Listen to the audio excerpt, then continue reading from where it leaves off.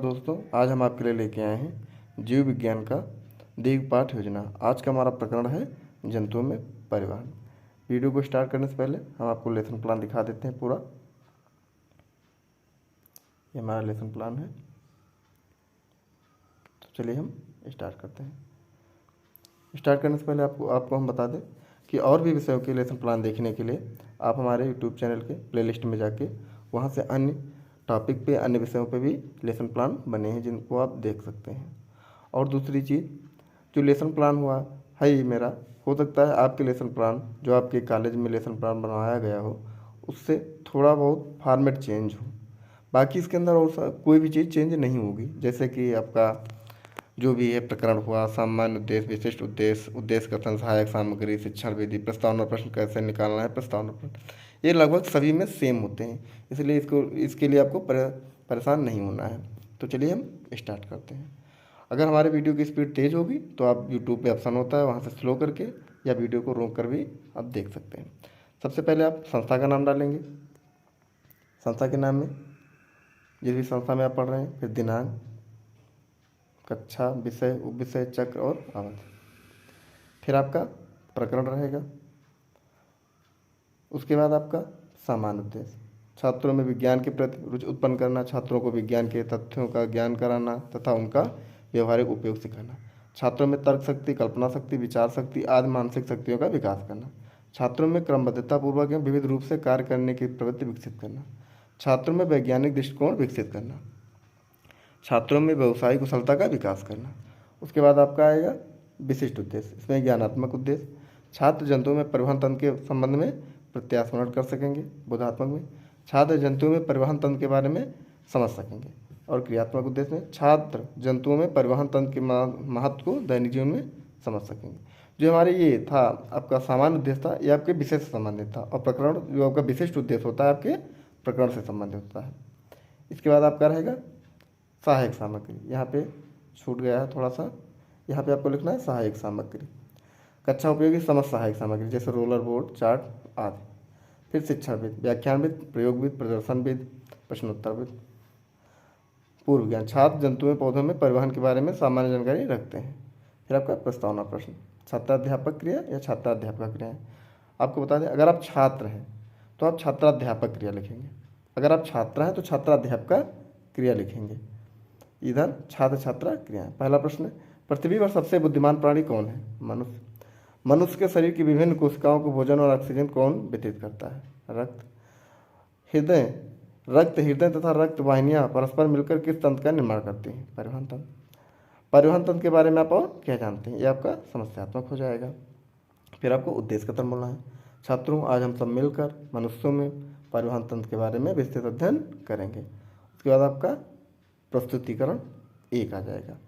प्रस्तुतिकरण एक आपका जैसे जो भी था आपका, ये आपका ये था ना, मनुष्यों में परिवहन तंत्र, मनुष्यों में परिसंचरण तंत्र, तो आप ये आपको शिक्षाविद में लिखना है। फिर आप हृदय से रुधिर वाहिनियाँ रुधिर मिलकर मनुष्य में परिसंचरण तंत्र का निर्माण करते हैं।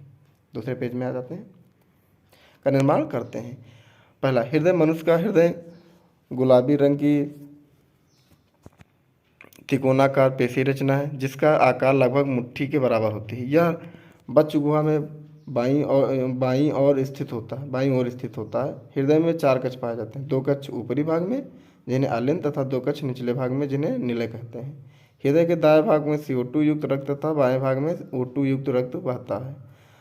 रुधिर वाहिनियाँ हृदय से शरीर के विभिन्न भागों को रक्त ले जाने तथा हृदय में वापस लाने के लिए वाहिनियाँ पाई जाती हैं जिन्हें रुधिर वाहिनियाँ कहते हैं। ये वाहिनियाँ हैं धमनियाँ और शिराएँ कोशिकाएँ।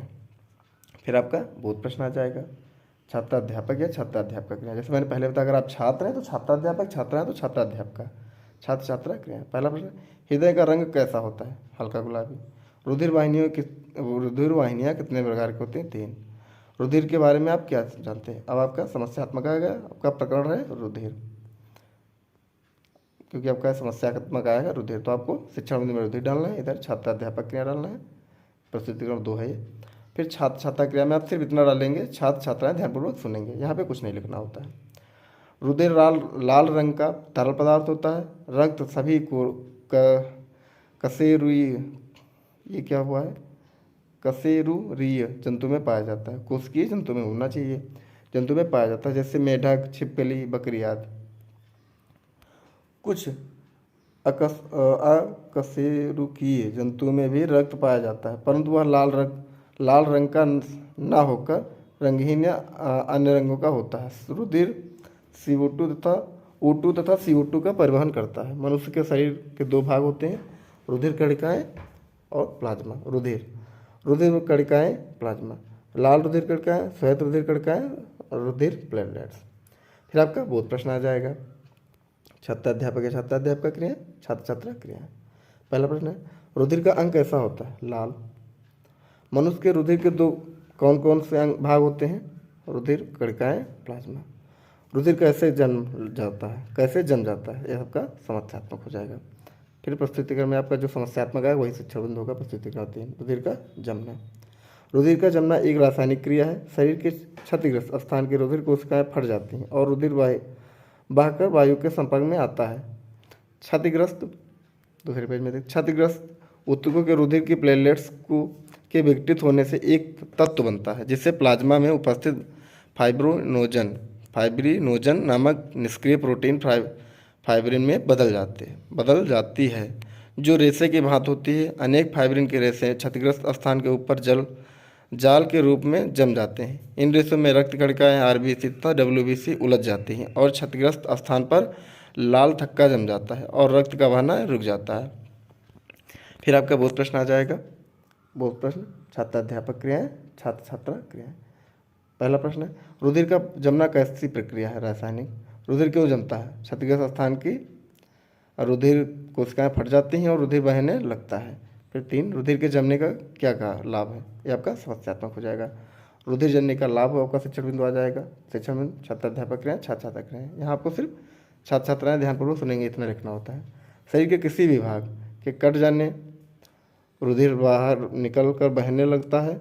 बहता रक्त थोड़े समय बाद गाढ़ा होने लगता है और अंत में एक परत की तरह कटे स्थान के ऊपर जम जाता है। परंतु दुर्घटनाओं की स्थिति में जब रक्त का बहाव ज़्यादा होता है तब रुधिर जमने की प्रक्रिया नहीं हो पाती है, जिससे निरंतर रक्त बहने की स्थिति में मृत्यु की संभावना बढ़ जाती है। फिर आपका सैंपट कार्य आ जाएगा। दायालिन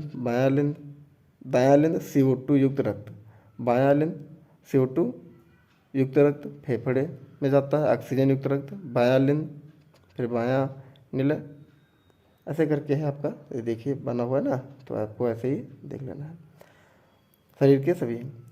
फिर निरीक्षण कार्य आपका, सैंपट कार्य के बाद एक बार निरीक्षण कार्य होता है। छात्राध्यापक छात्रों को सैंपट पर लिखे गए तथ्यों को उत्तर पुस्तिका पर लिखने का आदेश देगी तथा स्वयं कक्षा में घूम घूम कर निरीक्षण करेगी। फिर आपका पुनरावृत्त प्रश्न आ जाएगा। छात्राध्यापक क्रिया या छात्राध्यापक क्रिया, छात्र छात्रा क्रिया। पहला है, हृदय का रंग कैसा होता है, हल्का गुलाबी। रुधिर का रंग कैसा होता है, लाल। मनुष्य के रुधिर के दो कौन कौन से भाग होते हैं, रुधिर कणिकाएं, प्लाज्मा। रुधिर का जमना कैसी प्रक्रिया है, रासायनिक। रुधिर की वाहिनियाँ कितने प्रकार के होते हैं, 3 प्रकार के, धमनियाँ, सिराएं और कोशिकाएं। उसके बाद आपका ग्रह कार्य आएगा।